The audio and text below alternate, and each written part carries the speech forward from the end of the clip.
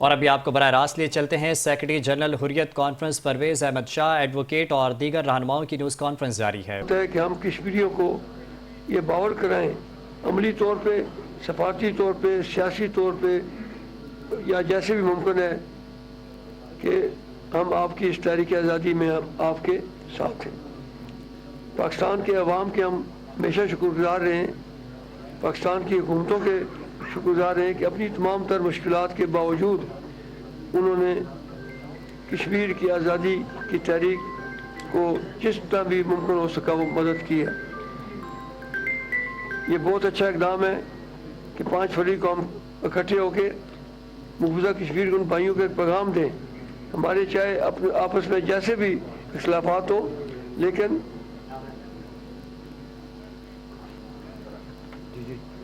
لیکن ہم آپ کے لیے اکٹھے جو جدوجہد آپ کر رہے ہیں اس کا تصور ہم یہاں بیٹھ کے کر ہی نہیں سکتے۔ اسرائیل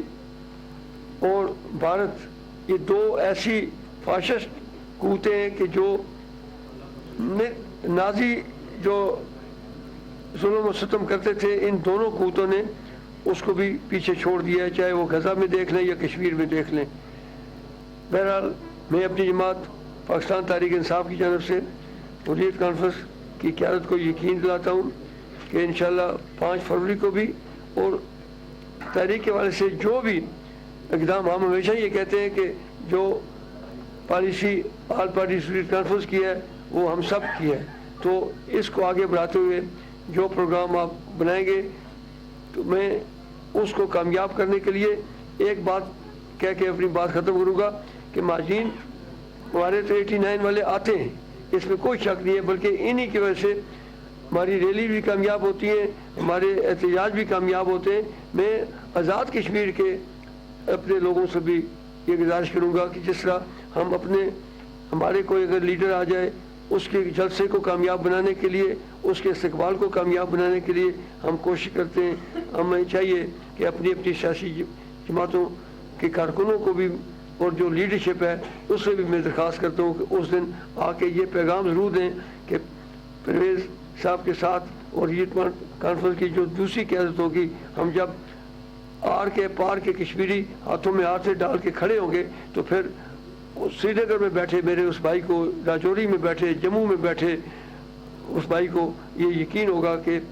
آزاد کشمیر کی قیادت جو ہے وہ اس وقت اس جنگ میں ہمارے ساتھ ہے۔ اس میں کوئی شک نہیں ہے کہ قوموں کی ریاست کی زندگی میں سال کی اہمیت نہیں ہوتی، 10 سال، 20 سال، 40 سال، 70، 75 سال ہمیں بھی ہو گئے، لیکن ایک دن ضرور آئے گا کہ انشاءاللہ تعالیٰ کشمیریوں کو ان کا حق اقتصادیت ملے گا۔ ہم یہ سوچ کے مایوس ہو کے بیٹھ جائیں کہ بھارت ایک بڑی قوت ہے معاشی لحاظ سے، سیاسی لحاظ سے،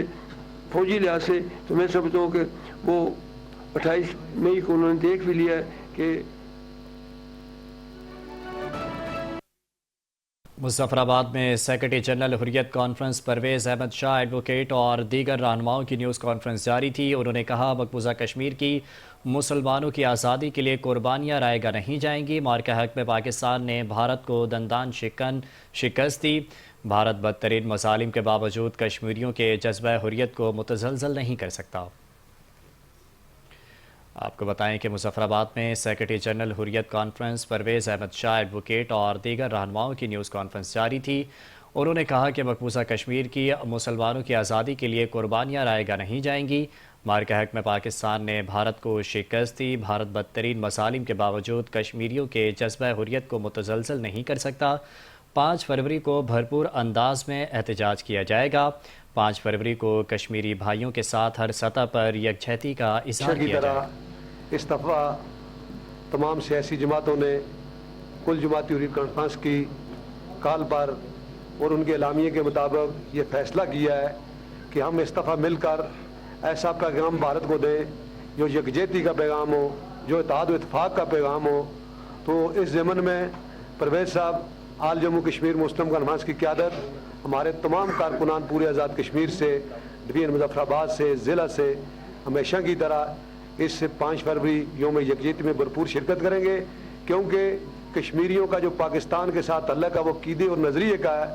और 19 जुलाई 1900